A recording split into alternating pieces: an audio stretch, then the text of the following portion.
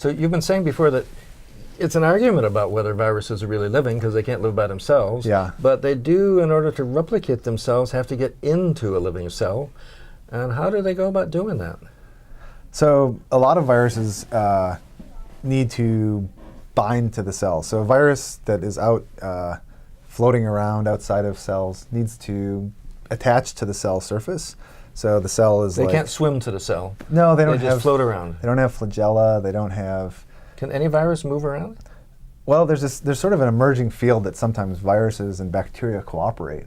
So there's this emerging area of research that's led by people like Julia Pfeiffer, who's a scientist who's found that in people's guts there's a lot of bacteria and there's a lot of viruses. And what she's found is that sometimes the viruses can sort of glom onto the outside of the bacteria, and then you could have a bacterial cell that is small but relative to a virus very large, with lots of viruses on the outside of it that can sort of traffic the virus to a cell to infect that cell. It's kind of an Uber ride. Yeah, yeah, that's right, Uber, virus Uber. So let's go back to how viruses get into cells. Yeah, so it begins with the virus attaching to the outside of the cell, and then usually that's done by a specific interaction. So there's some molecule on the outside of the cell, and there's some other molecule on the outside of the virus that recognize each other. So they bind. They bind. So the virus is bound to the outside of the cell. And for many viruses, the virus enters the cell through a process called endocytosis.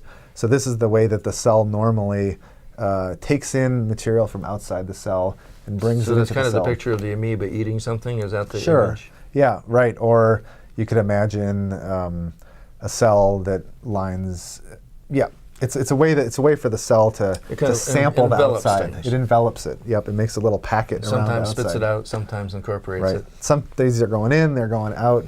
And the virus essentially tricks the cell into taking it in somehow? That's right. It tricks. It's evolved to take advantage of these normal cellular pathways.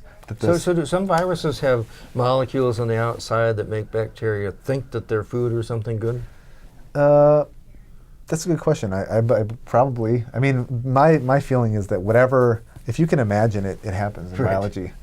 So some of them get eaten Yep. by the bacteria. Others get in other ways. Yeah. So for instance, there's these there's viruses that infect bacteria. These are called bacteriophage, and some of them land on the outside. So phage. Where's the word phage come from? Phage means eating. Eating. Yep. So these are so bacteria-eating viruses. Right. That's right. Because it looks like they're eating the bacteria, but when really they're killing the bacteria, causing them to burst open and die. But they have a special way of shooting themselves in, right? Yeah. So this is amazing, and there's people have used electron microscopes to take pictures of this actually happening. And it's really live movie kind of things, or just frozen images, more like a picture. And you can see some of these bacteriophage land on the surface of the bacterial cell, and they kind of look like the lunar lander. And they kind of have legs sticking out. That's right. They have legs. They land, and then they actually have a process where they inject.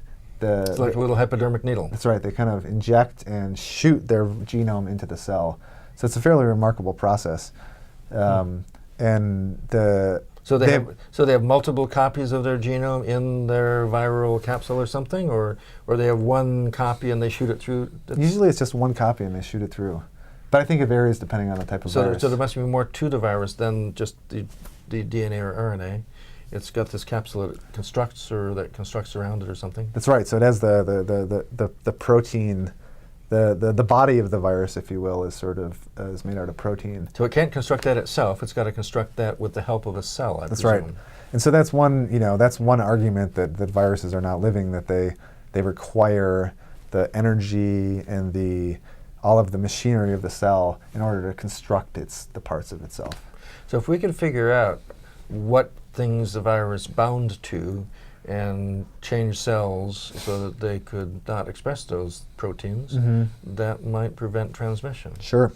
Yep. In fact, I bet that's happened over evolutionary time. Is that right? Yeah, absolutely. So, in addition to the drugs that we use to block viral replication, cells have been good at figuring out ways to disrupt the virus's replication as well. So they can do that by keeping it from binding, keeping it from getting in, and if it gets in, can they also have ways of keeping it from replicating once it gets in? Absolutely. So the thing that I studied when I was a graduate student is is a defense system that exists in our cells against HIV and related proteins. And this is a system of antiviral defense mechanisms in our cells that actually, once the HIV genome gets into our cells, this system actually mutates the genome so much that it's no longer functional. What a good strategy. So yeah, so it's a DNA editing enzyme that attaches to the HIV genome and just mutates it all along its length, rendering it no longer And if my understanding is people are trying to use that insight that natural selection has created to create new drugs. Absolutely. They can do the same thing. Yep. That's fascinating. Thank you so much for joining us. This has been great. Yes, it's been great.